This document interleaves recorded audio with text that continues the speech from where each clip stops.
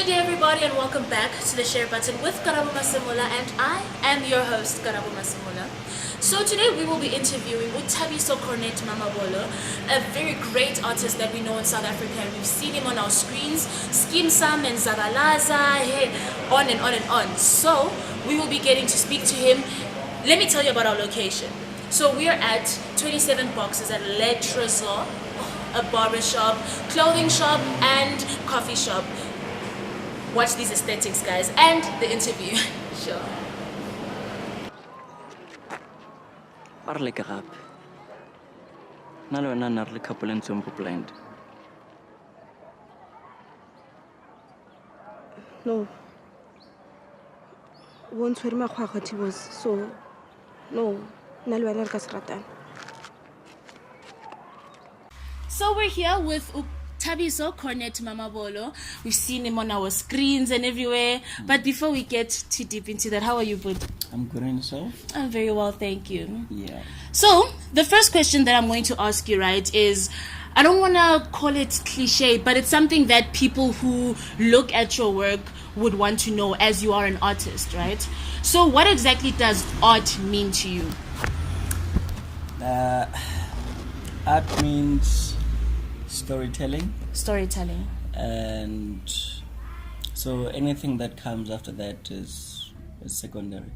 So I think then a lot of people tend to develop the love for that secondary thing, which is usually the medium. Yeah. So then you love the TV, you love the radio, you love stage, you love journalism, writing for printing, or for journalism for television, whatever that comes with it. But art to me is just a storytelling, and it can be expressed in any form. It can be expressed in any form. Yeah. And one thing that we've realized is that you started out with theater, right? Before you went on to Skim Sam, you were a theater practitioner. Are you still a theater practitioner? I haven't been on stage for quite some time. I haven't written in a while. So what's keeping me busy now will be acting for Skim Sam. Yes. And then it will also be the Digny company and stuff that I do for community. But I've started with stage, then I did radio. So radio, I was a content producer for VOW. For VOW FM adverts. Yes. And then eventually television, then radio drama. Yeah. Okay. So going back to the VITS radio part of things, right? You were a student at VITS. Yes, I was. So a lot of people always struggle with this whole thing of feeling like they don't need to study for drama. How did doing the whole studying at VITS thing help you? How did you grow as an artist? If you did. Perspective wise, it works. Content wise, it works. Relation wise, it works.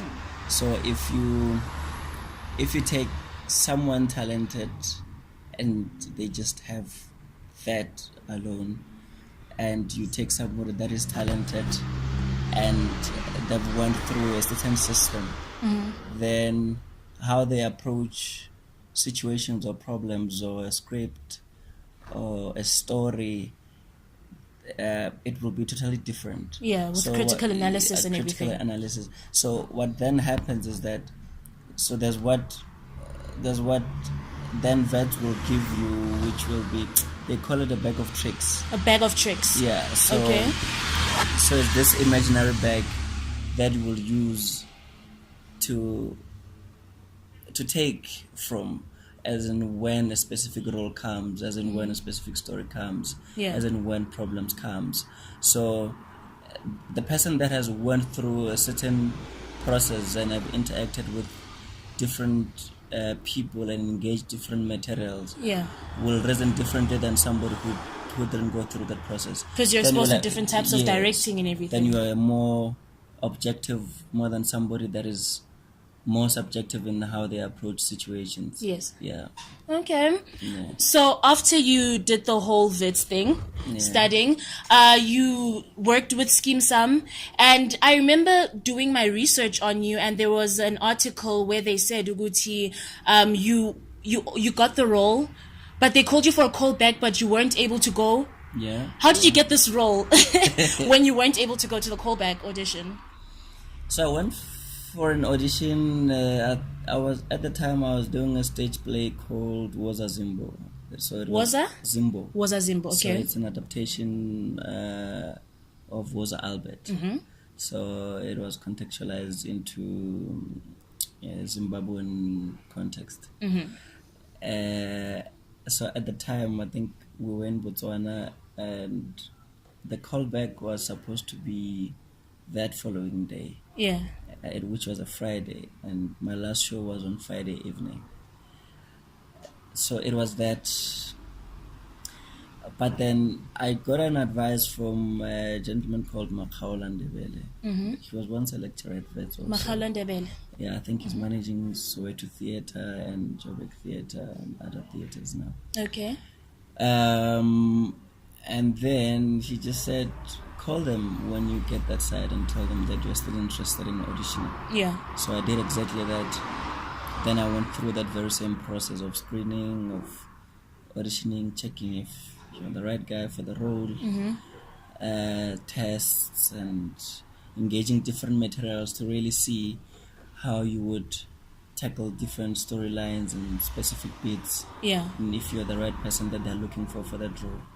So then eventually I was given tools. You played that role. I mean, okay, one of my favorite parts always, whenever Thabiso Maputla was acting, guys, whenever he had to cry, I'm telling you, you know how to pull those tears out, eh? It was really good job though. So you're still with Scheme Sum? Yes, I am. I'm still with Scheme Sum. Because I saw online, Bati, you're leaving Scheme Sum or you left, so I was just a bit confused. No, it was a storyline thing. Obviously, you can't disclose certain things at a certain point. Yes. So at the time, we were building up towards Tibos and Noah storyline. Yeah. Where Tibos was going to be stabbed by Noah. So yeah, that was hectic. Yeah. So the episode had to end in a certain way. Yeah. So for us to get that, what is it called? The cliffhanger effect. Yes. Yeah. Yes.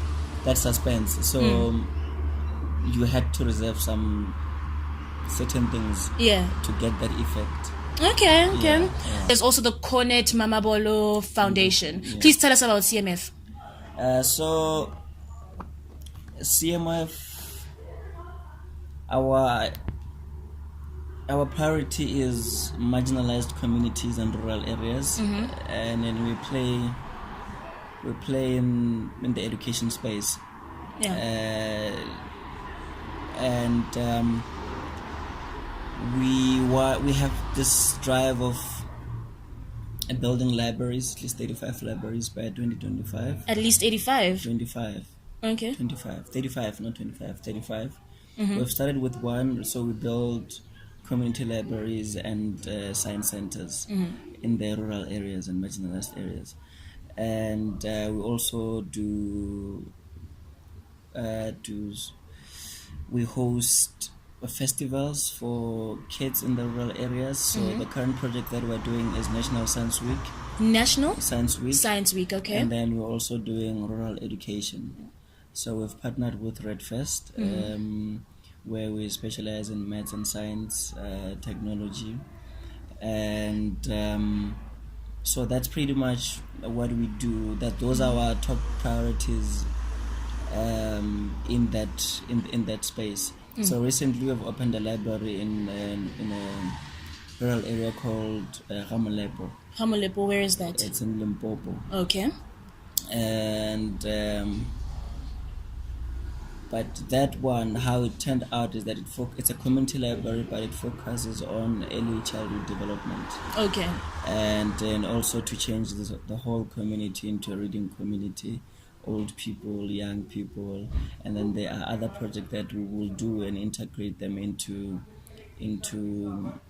into our space, because we don't want the library to get to a point whereby it's just that storage Khona amabhuku space. nje, they're just sitting and no they're one's just sitting reading. there. Yeah. Because programs are more critical, more than anything.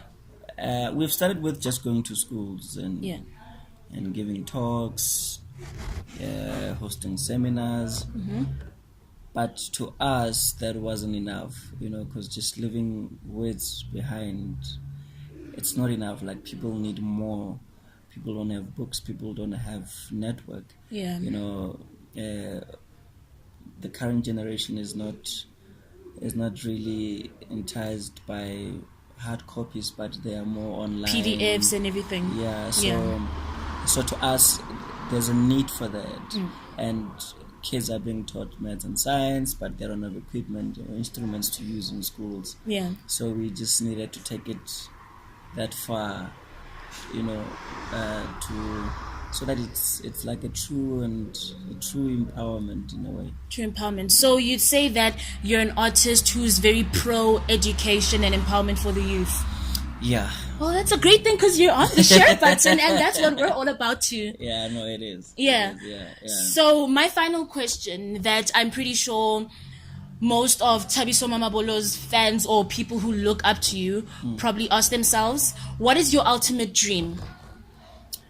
I love story. I love storytelling, and I've developed the love for business. I want to be one of the storytellers in the country, in One the of continent. Yeah, like a GOAT. like Yeah. I want to produce my own work. I think that's one of the things that drove me to focus in business, because when I was still writing, because I've studied directing and writing. Yeah. So when you do that, you aspire to produce. But then there are agencies and institutions that you are advised to approach to submit for proposals and funding, Yes. grants, and this and that. A lot of cases you don't get those. I don't remember getting one also. So Yeah. I just found that problematic for me as an artist. That you have to go through all these To processes. having to worry about that and having to create the work. Yeah. So then business, it's my vehicle to be able to produce my own work. Oh, so you're creating the capital So to I be need able to to do create it. my own capital, but Yeah. I've developed the love for the financial space. It's one of the spaces that you find few black people in that space that are really doing well. Artists also that are in that space and are really doing well, because in a lot of cases we're used as brand ambassadors. That is true. We're Just used in use your adverts, face and everything. then we plug you there, then you drive the narrative. Yes. But to me, it's like, let's get to know the politics of this thing, and let's apply ourselves. And I always say, as artists, we just need to find more industries that we can trade in. Yeah, definitely. Yeah. Definitely. Yeah. Thabiso, thank you so much for joining us on the share button. And to everybody back home, I hope Thabiso's story has somehow touched you and possibly even changed your life, or given you, that ticket, Yoguti, I'm going to do something with my life and my story, and I'm just going to make it. Thank you very much. Everybody, goodbye. So we have reached the end of our interview with Thabiso Cornet Mamabolo. I hope that everybody was touched by his story and got to know a little more about what he does and how he does what he does. Thank you very much, everybody. Enjoy the rest of your day. Goodbye. Ciao.